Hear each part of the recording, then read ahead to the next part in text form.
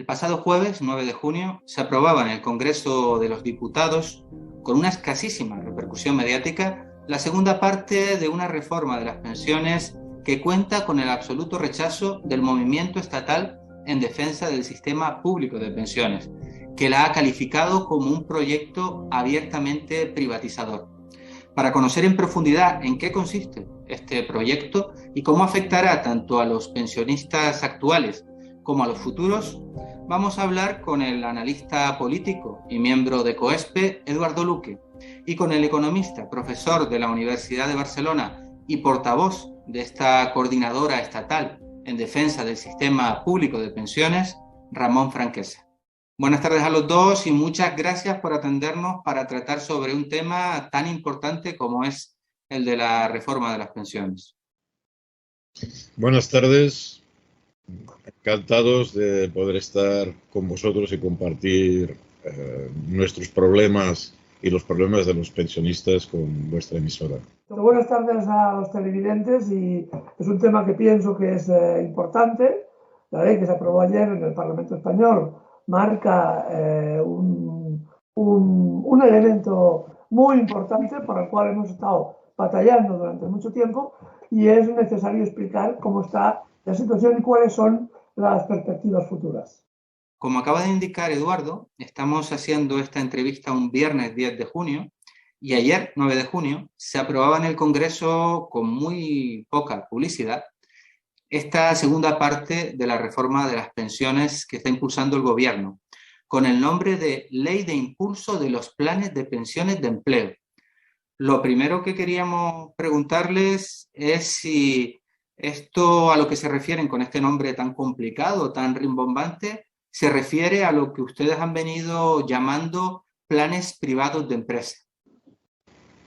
Bueno, vamos a ver, el que tenga un nombre complicado es ya indicador de que quieren camuflar lo que es, porque esto simplemente sería una ley de reforma de pensiones, pero quieren ocultarlo con un nombre casi, con un título casi incomprensible, el hecho de que con esta ley lo más importante es que se abre la puerta a financiar pensiones privadas con las cotizaciones que las empresas pagan a la Seguridad Social por contratar a un trabajador. Es decir, se desvía parte del salario diferido que generamos los trabajadores aportando a la Seguridad Social, una parte del producto de nuestro trabajo, se desvía hacia fondos privados de pensiones que el Gobierno, eso sí lo deja muy claro en la ley, no está dispuesto a garantizar.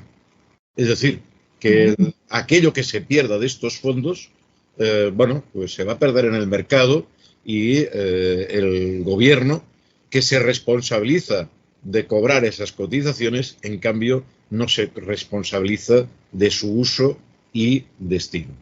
Es una ley que favorece a los fondos financieros, que van locos por intentar encontrar espacios de negocio, que se dan cuenta que el ingreso que generan las personas con su trabajo para constituir las pensiones es un enorme volumen de dinero, y quieren capturarlo. Y para ello han presionado al Gobierno, un Gobierno que se constituyó manteniendo en su programa que iba a defender el sistema público de pensiones, y que ha acabado 2 años después haciendo casi exactamente lo contrario. Siguen hablando de que las están protegiendo, pero lo que han abierto es un enorme boquete en la línea de flotación que va a provocar que la Seguridad Social se quede sin ingresos, pierda ingresos en un momento en que estos ingresos son más necesarios que nunca. Si hemos entendido bien en qué consisten estos planes privados de empresa, se trataría de obligar a los trabajadores a que aporten una parte de su cotización a este plan privado que gestionaría un banco y del que obtendrían un retorno al jubilarse, siempre que estos bancos no quiebren, claro. Sí, esta es una de las grandes cuestiones. Lo que decía Ramón, me parece que es el artículo 52.2 de la ley ahora aprobada, donde se recoge que efectivamente el Estado no se hace responsable de la quiebra o no de este monto de dinero que se acumula. Y además con otro elemento interesante que desmonta todo el argumento, que es el sentido común. Para que estos fondos tuvieran una cierta rentabilidad, es decir, dieran dinero al aportante al cabo del periplo de su vida laboral, se debería conseguir un mínimo de un 3% de rentabilidad sostenida. Si tenemos una inflación que hoy acaba de salir con el 8,7, se debería conseguir una rentabilidad no menor del 14% mantenido. No hay inversión, ni siquiera las más especulativas, que consigan ese tipo de rentabilidad. Por lo tanto, estamos hablando de que estamos dando dinero a los fondos públicos, que aquí, aunque el redactado se acabará de perfilar en el reglamento, que esa es otra parte que también comentaremos después, ¿no? El reglamento va a acabar de perfilar la ley, así que la batalla no ha acabado, la batalla sigue y va a ser ardua y compleja, ¿no? En el reglamento se determinará quién es el que está capacitado para quedarse con estos fondos de pensiones. Sabemos ya que son las grandes corporaciones, los grandes bancos, evidentemente, pero hay otros que también tienen intereses, como por ejemplo las mutualidades de funcionarios o incluso los sindicatos, podrían tener intereses en utilizar o ser partícipes de estos fondos, ¿no? Y esto es un elemento central, ¿no? Primero, que nadie asegura que estos fondos realmente van a servir para lo que se supone que tienen que servir, porque de aquí a que una persona se jubile pueden pasar muchos años y pueden pasar muchas cosas y muy negativas para la economía mundial. Y segundo, que necesitas un nivel de rentabilidad económica que uno se imagina que es que no puede asumirse, porque realmente no tiene lógica, ¿no? Pero entonces, ¿cuál es, según ustedes, el objetivo final de esta reforma o contrarreforma? ¿Sería algo así como que se mantuvieran unas pequeñas pensiones públicas que tendrían que complementar quienes puedan con la parte privada? Este objetivo ya estaba hace tiempo. Lo que pasa es que la gente no ha suscrito planes de pensiones privados y se han mantenido en el sistema público. Ahora lo que hacen es obligarte, cogerte de la parte de que tú cotizas, no porque voluntariamente, no, lo cogen y se lo llevan a un sistema privado. Un sistema privado que, como Eduardo apuntaba, es enormemente complicado, porque tú sabes el banco al cual van a desviar tu pensión, pero este banco pondrá ese dinero en un fondo que a la vez adquirirá y comprará y venderá acciones o activos financieros en el mercado de capitales. De manera que tu pensión puede volatilizarse, puede desaparecer en un solo día, en un problema de quiebra financiera. Hoy mismo hemos visto un derrumbamiento muy notable de las bolsas, derivado de los tipos de cambio. Bueno, pues esto se puede llevar un fondo por delante, si no hoy, dentro de una semana o dentro de 3 años. El objetivo que tienen no es garantizar una pensión. Lo que le explican a la gente es esto, no, fíjese, eso que el Estado le garantice la pensión no es muy seguro. Mentira. Ni un solo Estado, el sistema de reparto, nunca ha quebrado en parte alguna del mundo. Ni en Alemania lo puso en marcha Bismarck, ni en la Alemania de después de la Segunda Guerra Mundial, el sistema de reparto quebró. ¿Por qué? Porque el sistema de reparto funciona a partir de que se ingresa sobre los cotizantes actuales para pagar las pensiones del pasado. Y por tanto, si funciona la economía, hay dinero. Pero si tú pones, como pretenden ellos, tu dinero en un fondo especulativo, lo que ha pasado repetidamente es que ese dinero se acaba perdiendo. Y ellos lo que quieren en este momento es precisamente nutrirse de capital a partir de unos ahorros, de unos depósitos que nunca fueron pensados para especular, fueron pensados para garantizar un derecho social. Y ahora, de golpe, de la noche a la mañana, nos dicen que nuestro sistema de reparto se tiene que convertir en un sistema de capitalización. evidentemente los únicos que ganan con esto son el poder financiero, los especuladores, que van a tener ahora más capital para seguir especulando con el trigo, con la vivienda, con el mercado de futuros, de lo que sea, etcétera.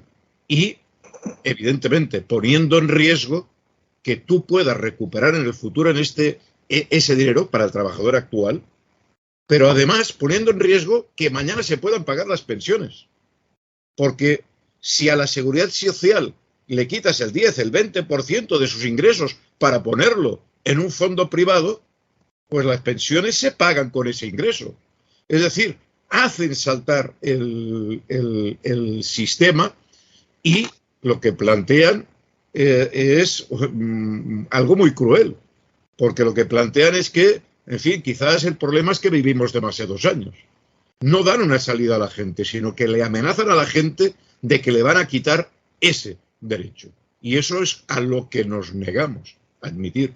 Por mucho que lo hayan votado en un parlamento, porque hayan coaccionado o hayan comprado a los diputados. La sociedad no va a permitir que ese derecho conquistado, que ha aguantado durante 70 años, ahora, de un día para otro, nos lo quiten con nocturnidad y alevosía. Porque era lo que explicaba Eduardo. Es que se ha mostrado, primero, han utilizado un procedimiento que evita el debate parlamentario claro, que es el proceso de urgencia. Y segundo, lo han puesto en la última semana operativa del Parlamento para que nos cogiera con el parasol en la mano y los nietos en la puerta para ver si nos cogían despistados. Bueno, desde luego no es el mejor momento para nosotros para lanzar una movilización general. La vamos a lanzar cuando consideremos oportuno y hayamos acumulado fuerzas. Pero, desde luego, lo que ya no han conseguido es que eso pasara en silencio respecto a los pensionistas. Nos hemos dado perfectamente cuenta de qué iba este juego. Sí, lo cierto es que ustedes han venido denunciando a lo largo de mucho tiempo lo que iba a suceder. Aquí mismo lo han hecho en varias entrevistas que nos han concedido. Y también nos han venido explicando cómo estaban teniendo contactos con los diputados para intentar que no aprobaran esta ley. Pero finalmente lo cierto es que la han aprobado, y se ha aprobado también con los votos de Unidas Podemos. ¿Tenemos entonces diputados de Podemos e Izquierda Unida que están suscribiendo un proyecto para la privatización de las pensiones? No todos. La diputada Mary Pita de Canarias, precisamente, ha puesto por delante su dignidad y su compromiso con sus electores antes que votar esa ley. Y junto con ella otros 20 diputados. ¿Que han votado? No, y la votación ha quedado muy equilibrada. Porque el Partido Popular y la derecha de Vox, digamos, estaba utilizando esto para acosar al gobierno, aunque ellos compartían el proyecto y la cuestión de fondo. Pero querían hacerlo ellos, no querían que lo hicieran otros, esta cosa de la politiquería. Pero ni Esquerra Republicana, ni el Bloque, ni Compromís, ni Más País, ni la CUP han aceptado y han puesto al gobierno en graves dificultades para poder aprobar esta ley. Y aún así ha habido diputados que han puesto por delante su dignidad. Nosotros esto lo tenemos muy en cuenta, porque les hemos dicho, les hemos enviado cartas a todos los diputados y les hemos dicho, mirad, estéis en el partido que estéis, pensad que tenéis una responsabilidad con vuestros electores, con la gente, y no penséis que vamos a ignorar lo que hagáis cada uno y cada una de vosotras. Vamos a denunciarlo. Sois responsables de que dentro de un tiempo la gente pueda ver mermada seriamente la pensión. Y eso lo habéis hecho votando, aunque luego digáis que no sabíais lo que votabais. Os lo hemos explicado por cartas individualizadas a todos los parlamentarios del PSOE y de Izquierda Unida y del resto y de los partidos que finalmente, excepto Bildu, que no se ha atrevido a votar que no, sino que se ha abstenido, ¿no? Se les ha ido explicando. Bueno, una de las cosas que pone de relieve este resultado es que nuestra democracia está enferma, ¿eh? Funciona mal, porque los diputados escuchan más a quienes les presionan, les amenazan con marginarlos en los medios de comunicación, les chantajean. No sabemos exactamente cuáles han sido los instrumentos de presión, pero escuchan más a esos que a la gente que les vota. Y esto no podemos permitirlo. También es un indicador que la sociedad debe moverse más. Porque si en lugar de ser 30.000 pensionistas en Madrid, como fuimos en la Puerta del Sol el pasado mes de octubre, hubiéramos sido 300.000, probablemente esta ley no se hubiera aprobado.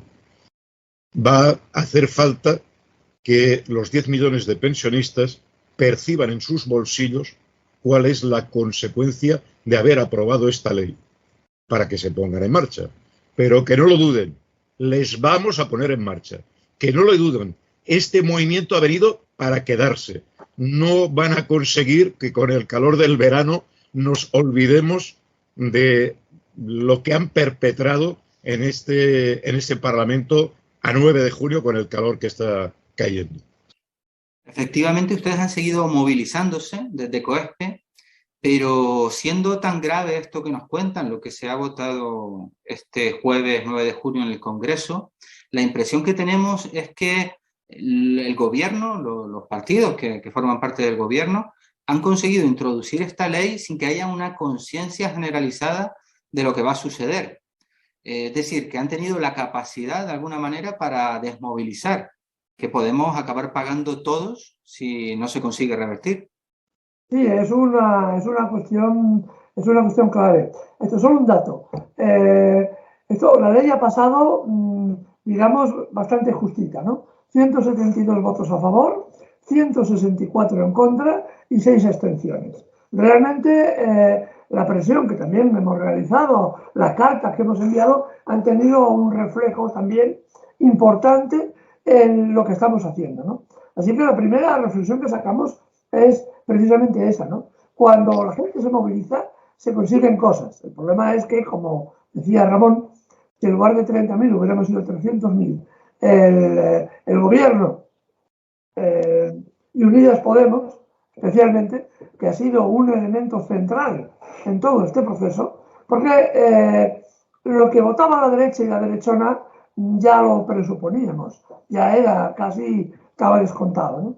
Pero lo que ha sido, digamos, diferencial ha sido la posición cambio de Unidas Podemos y, más que sorprendente, la abstención de Bildu, ¿no?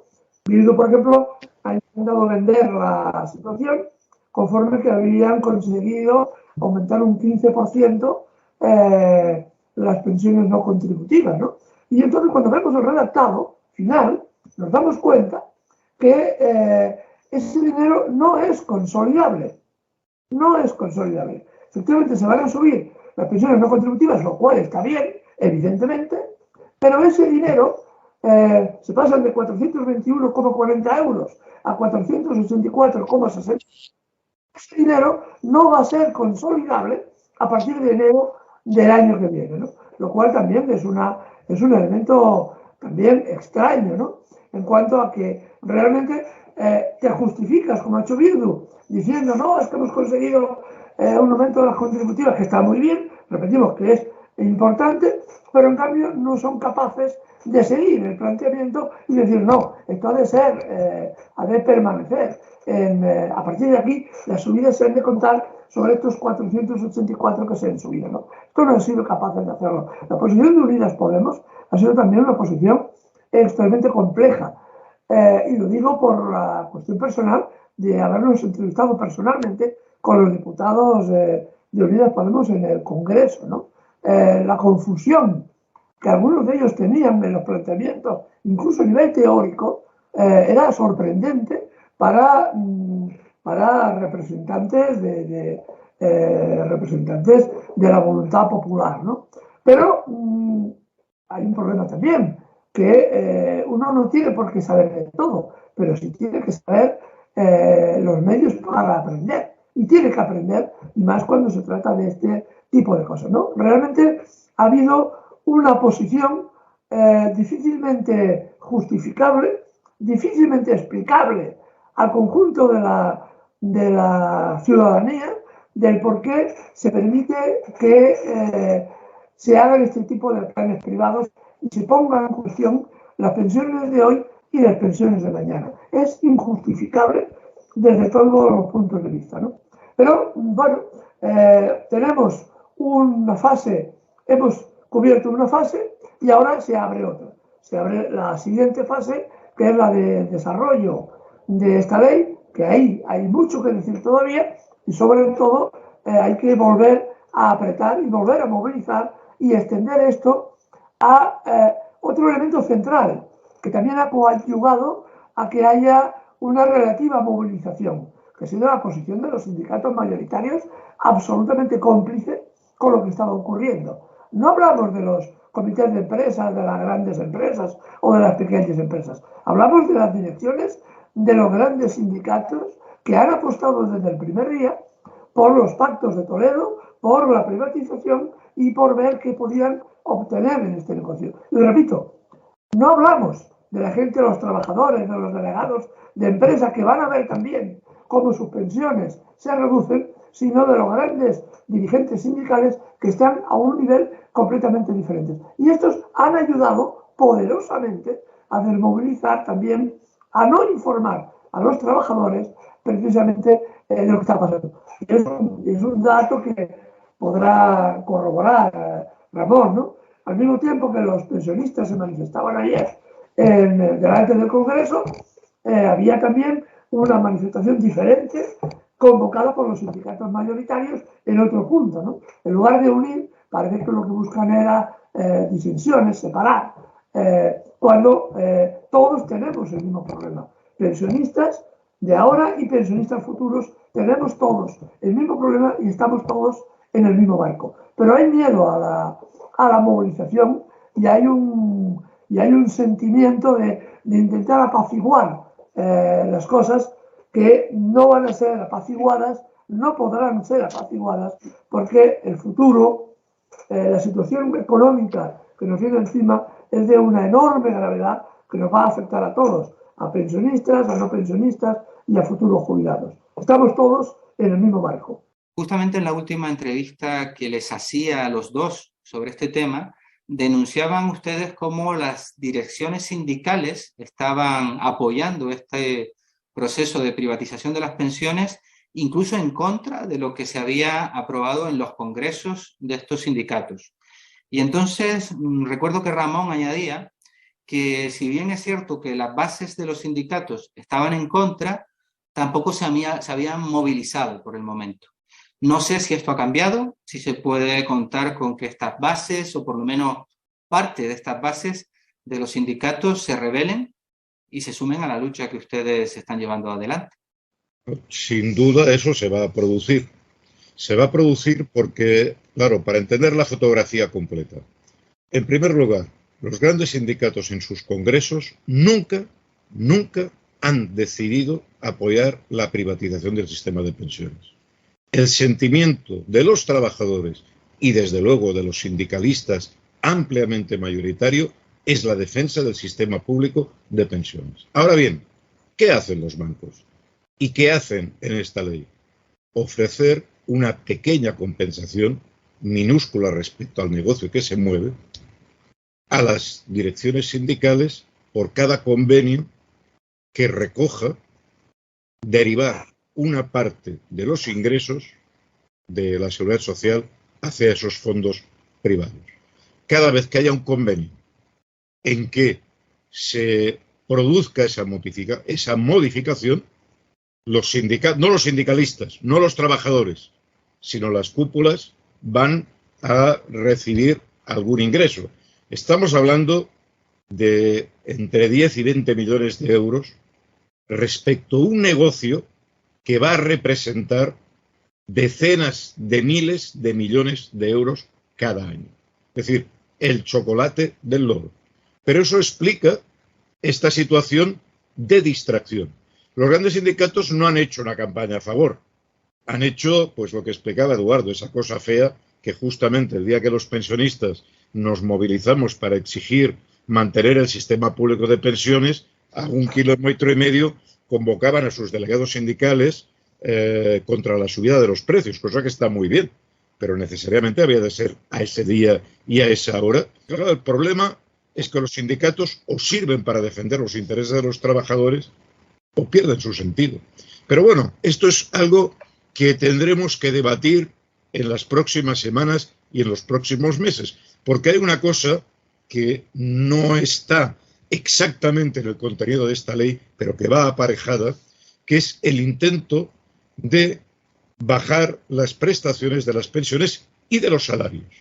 Es decir, como te voy a quitar dinero, ahora aprovecho la inflación para que tu pensión no suba de la misma manera que van a subir las cotizaciones.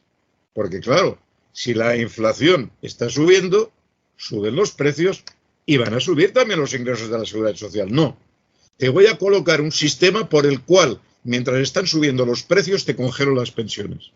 En ese camino. Y además esto lo utilizo y te intento oponer a los trabajadores diciendo que, claro, no puede ser que las pensiones suban con el coste de la vida y los salarios no. Pero también la inversa. Es decir, resignémonos, hagamos un pacto de rentas en que trabajadores y pensionistas nos resignemos a incrementos muy por debajo de lo que está subiendo la vida. Claro, ahí hay un gran espacio de rebelión, porque estamos convencidos que no solo los pensionistas vamos a defender pensiones suficientes que suban con el coste de la vida, entre otras cosas porque ya 2/3 partes de los pensionistas están cobrando una pensión por debajo del salario mínimo. Es decir, no pueden soportar nuevos recortes. Pero, aparte de esta cuestión, nosotros vamos a llamar a los trabajadores a defender sus salarios. Porque no hay una contradicción, como pretende el señor Escrivá, entre subir salarios y pensiones. No, no. Hay una complementariedad. Hay que subir los salarios, que es, en un sistema de reparto, la manera más segura de que puedan subir las pensiones. Y a esa movilización nos vamos a dirigir este otoño. A explicarle a los pensionistas, pero también a los trabajadores, que cuando hay una inflación que se acerca al 10%, no podemos permitir que nuestro salario baje. Atención, porque llueve sobre mojado. En los últimos 10 años, el salario real, el poder adquisitivo medio de los salarios en España, ha bajado un 10%. ¿Qué esperan? ¿Que ahora vuelva a bajar otra vez? Utilizaron el pretexto de la crisis, utilizaron luego la COVID, y ahora pretenden utilizar la guerra para decirnos que tenemos que ajustarnos otra vez de cinturón y aceptar que suban los precios de la energía, de los alquileres, de los alimentos y que pensiones y salarios se congelen. Pues pueden pedir lo que quieran, porque nosotros no lo vamos a tolerar y vamos a hacer lo imposible para poner en pie a pensionistas y trabajadores para que puedan mantener dignamente sus condiciones de vida.